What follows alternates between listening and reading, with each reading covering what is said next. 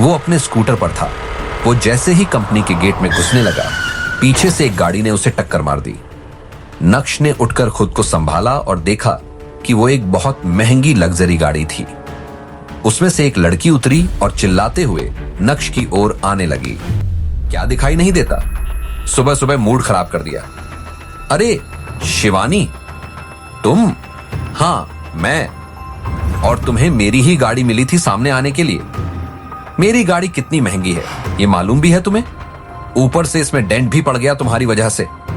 शिवानी नक्श की स्कूलमेट थी और नक्श की बचपन की क्रश भी। वो एक अमीर घराने से थी और फिलहाल एक अभिनेत्री थी। वो एक कॉन्ट्रैक्ट के सिलसिले में भानुशाली ग्रुप के ऑफिस आई थी, मगर उसे यह नहीं मालूम था कि उसे इस कंपनी का सीईओ बाहर ही मिल जाएगा, और वो भी इस हालत में। मैं यहां गिरा पड़ा हूं, मुझे चोट भी लग गई है और तुम्हें अपनी गाड़ी की चिंता है। अच्छे से जानती हूं तुम जैसे लोगों को। जानबूझकर अच्छी गाड़ी देखकर उसके सामने आ जाते हो ताकि पैसे हड़प सको। मैं पहले ही लेट हो रही हूं, जल्दी बताओ कितने पैसे चाहिए तुम्हें? तुम ये क्या बात कर रही हो? पैसे? हाँ यही चाहिए ना तुम्हें? जल्दी बोलो, मेरी मीटिंग है इस कंपनी के नए सीईओ के साथ, और तुम्हें भी तो देर हो रही होगी यहां गार्ड के इंटरव्यू के लिए। तुम्हारा दिमाग तो ठीक है? भला मैं यहां गार्ड की नौकरी क्यों करूंगा? शिवानी और नक्श की नोकझोंक बढ़ चुकी थी। इतने में ऑफिस में जाती हुई नंदिता की नजर नक्श पर पड़ी। नक्श की इस हालत को देखकर वो दौड़ी चली आई। अरे नक्श सर, आप ठीक तो हैं? क्या हुआ आपको? सर, शायद आपको कोई कंफ्यूजन हुई है। ये तो यहां गार्ड की नौकरी के लिए आया है। मैडम, जुबान संभाल कर बात कीजिए। ये हमारे नए सीईओ हैं। क्या नए सीईओ? ओह माय गॉड, मैं बहुत शर्मिंदा हूं। मुझसे बहुत बड़ी गलती हो गई।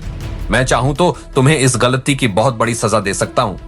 प्लीज मेरा कॉन्ट्रैक्ट कैंसिल मत करना, प्लीज। ठीक है, जल्दी यहां से निकल जाओ, इससे पहले कि मैं अपना मन बदल लूं। शिवानी वहां से जल्दी निकल गई। वहीं दूसरी ओर अनिका अपने ऑफिस की लिफ्ट से नीचे उतर रही थी। तभी एक अनजान आदमी हाथ में गिफ्ट बॉक्स लिए उसे रोक लिया। उसने वो गिफ्ट बॉक्स अनिका की तरफ बढ़ाते हुए कहा, मैडम, ये हमारे सर ने आपके लिए भेजा है। इससे पहले कि अनिका कुछ कह पाती, वो आदमी उसे वो बॉक्स थमाकर वहां से चला गया। अनिका ने जैसे ही वो बॉक्स खोला, उसकी आंखें चमक उठी। वो ड्रीम लवर नेकलेस था। अनिका को लगा कि विहान ने अपना वादा इतनी जल्दी पूरा कर दिया, और वो मुस्कुराते हुए अपने घर पहुंच गई, जहां उसकी कजिन भाग्या उसका इंतजार कर रही थी। भाग्या, थैंक यू सो मच उस डील को क्रैक करने में मेरी मदद करने के लिए। अरे अनिका दी, इसमें थैंक यू की क्या बात है? आपकी हर प्रॉब्लम में मैं आपके साथ हूं। हाँ, मुझे तो बस अब अंजी कॉरपोरेशन की चिंता सता रही है।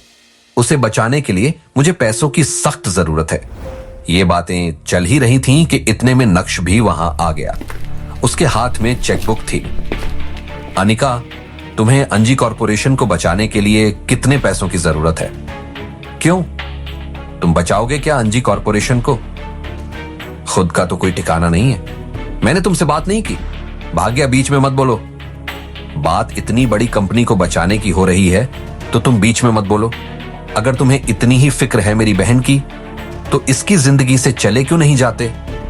भाग्य की ये बातें नक्श को दिल में तीर की तरह लगी। उसने चेकबुक में से एक ब्लैंक चेक फाड़ा और अनिका के सामने रख दिया। ये लो अनिका, ब्लैंक चेक।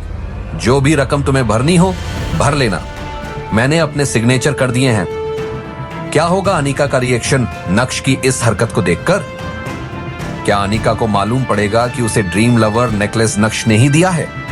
और क्या होगा नक्श का अगला कदम सीईओ बनने के बाद? इन सभी सवालों का तुरंत जवाब चाहिए तो पॉकेट FM डाउनलोड करें और सुनें super hit series Insta empire.